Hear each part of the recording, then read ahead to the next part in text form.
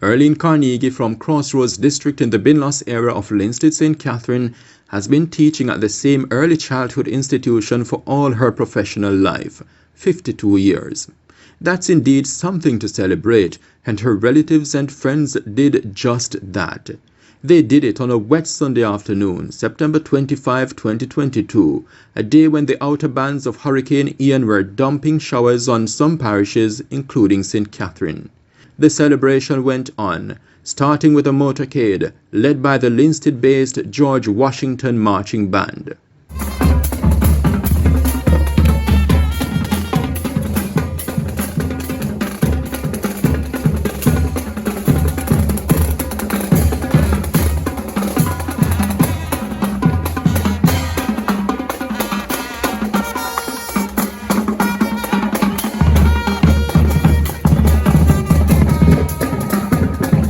Through the streets they went, straight to Louisa Haywood Basic School, where Miss Carnegie helped to mold generations.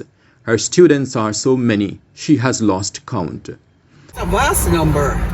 Vast number. You can count up years. It's a vast number of them. And they have spread far and wide. Far and wide. In Crossroads District, where the school is located, Ms. Carnegie is not only revered as a teacher and principal extraordinaire, she is sometimes referred to as a mother of the community and also as a queen. The way she moves through her own beat, she has the qualities of a queen. She's a queen.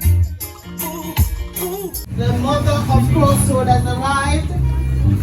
Served in a community for 52 years, it's a task. This is my mom's first and last job, and I'm happy that everyone took the time of this afternoon to be here with us.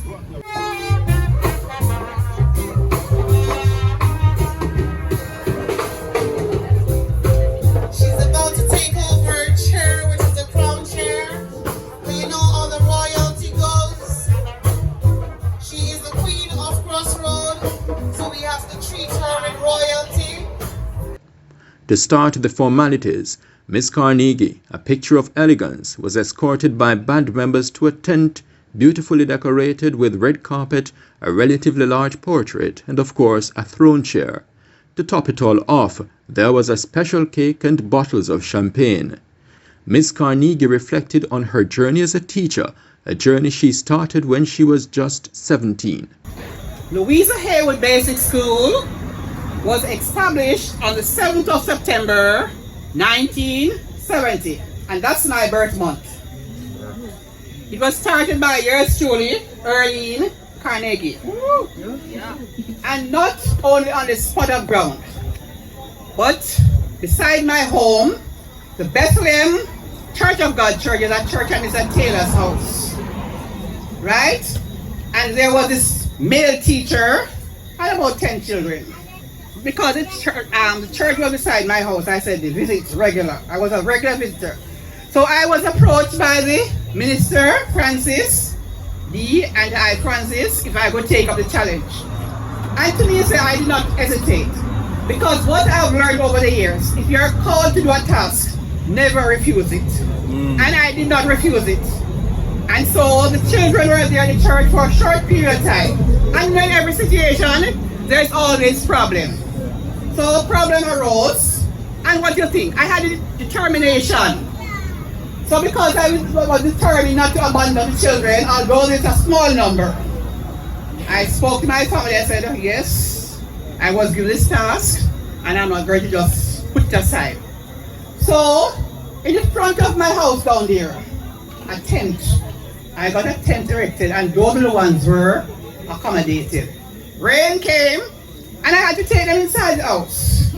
So you see, after that now I had to clean up. But because of this, I persuaded my teacher trainer at the moment. I could remember clearly, Mrs. Myrtle Johnson. She came by, and we inquired, and there was this empty school. Just a building, dirt floor. And so I left the tent from my house and I came to the dirt floor. The teacher trainer at the moment went to Alcon, and Mr. Kirby over here, they were given the task to build a school. And so in no time, the building was erected and children are inside. And also, here is the class house for the Jericho Baptist Church.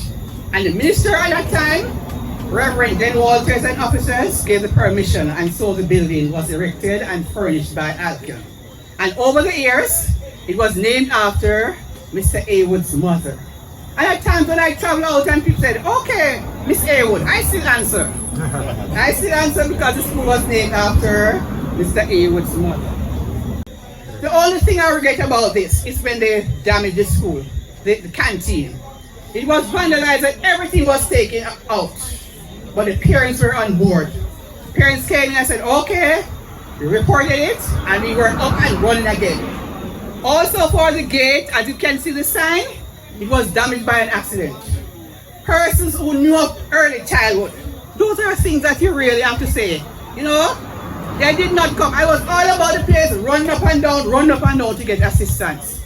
But overall, things went on. Because when parents come into register children, they say, Miss Carnegie, how about the children? Will they go outside? They are not going outside, parents. They are not going outside. If they are outside, someone is outside with them. The students Ms. Carnegie helped to groom were from 3 to 6 years old.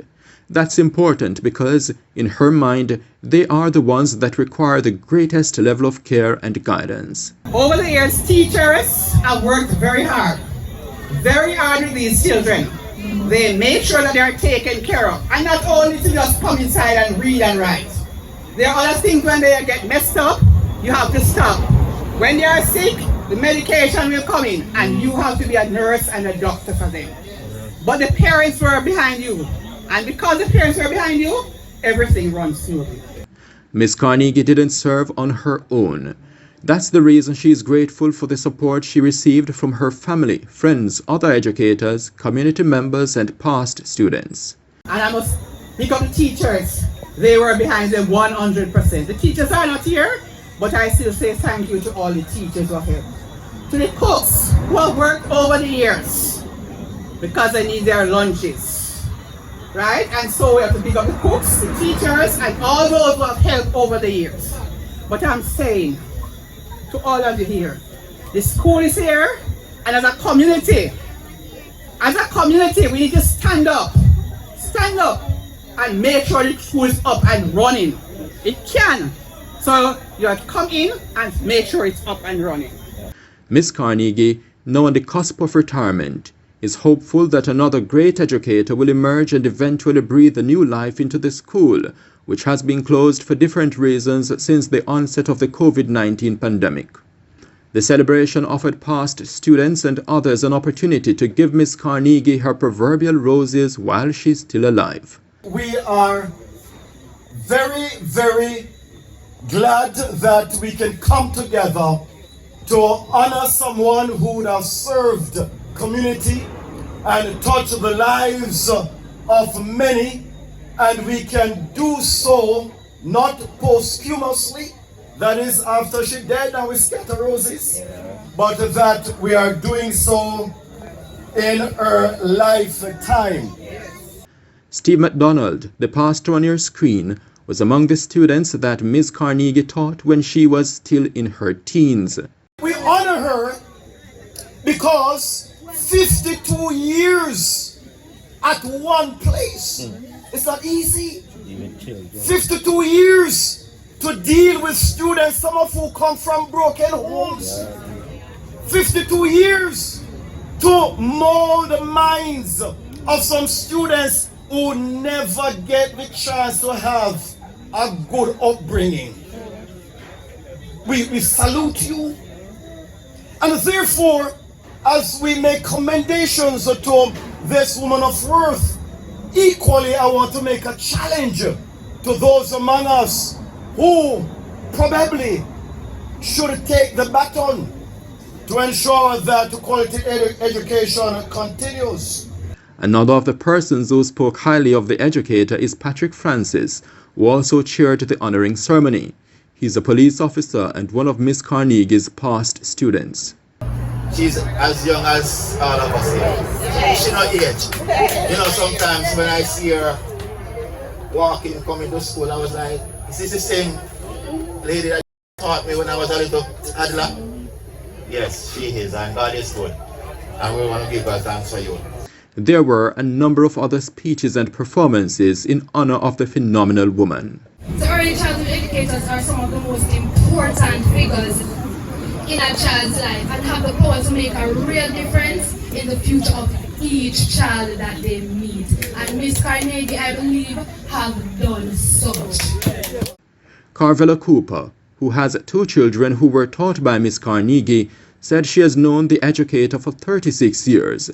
She didn't only perform a song to honor her, she offered her 2 nights at a North Coast resort. So my 2 children attended this school, and I'm so happy for all that you have taught them, and I know you are happy with them too, because they have achieved so much. And so the family wants to appreciate you this afternoon, and so we are going to give you 2 nights at Mystic Ridge when you are available. 2 nights at Mystic Ridge, and dinner you'll be taken out for dinner too one of the nights. Bless the Lord. A sneak peek into Miss Carnegie's personal life shows that she was born in Kingston, but she grew up at Crossroads District in the Linstead area with her grandmother Matilda Amos. Miss Carnegie attended Jericho Primary School as well as evening classes at Yorton High School and Dintle Technical High. She is also an alumna of the Portland-based Pasley Gardens Teachers College, which has been renamed the College of Agriculture, Science and Education, CASE. Miss Carnegie nurtured hundreds of children, but she had 3 of her own: Andrea Allen, Arlene Green, as well as Marilyn Green Campbell, who spearheaded the celebration. The 3 sisters were among the people who attended the memorable event, marking what truly is an amazing milestone for their mom. In Linstead, this is the Jamaica Beacon.